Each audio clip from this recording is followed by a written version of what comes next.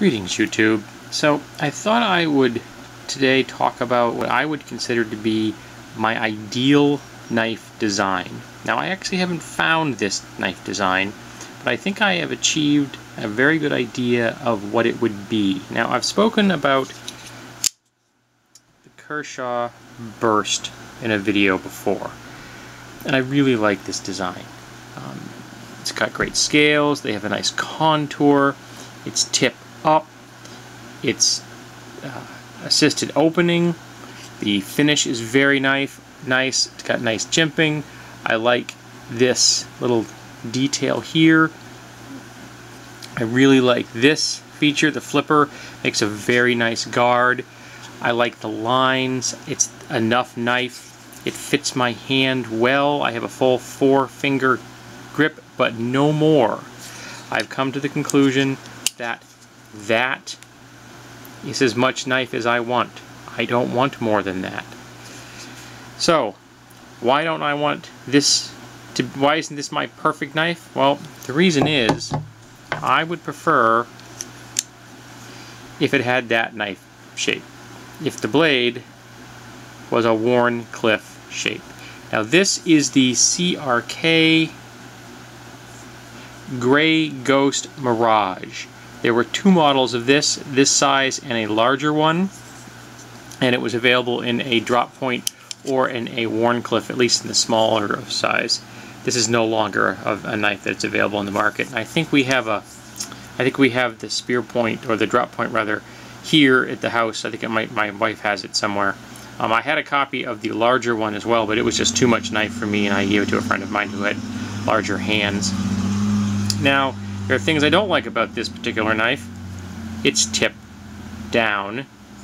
It has thumb studs on either side, which means they catch when you draw it out of your pocket, which is not ideal. The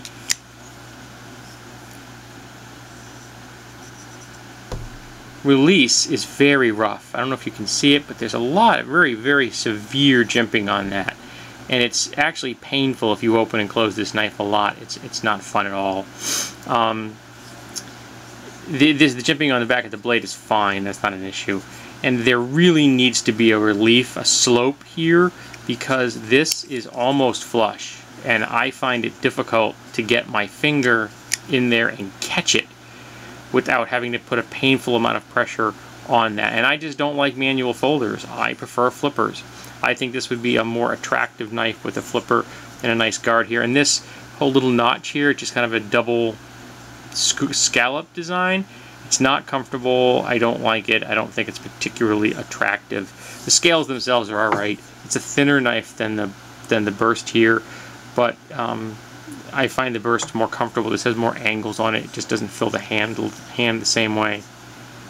But I do love that blade shape, and if I could get this blade shape right here in this knife for the same quality, because this is a better quality steel.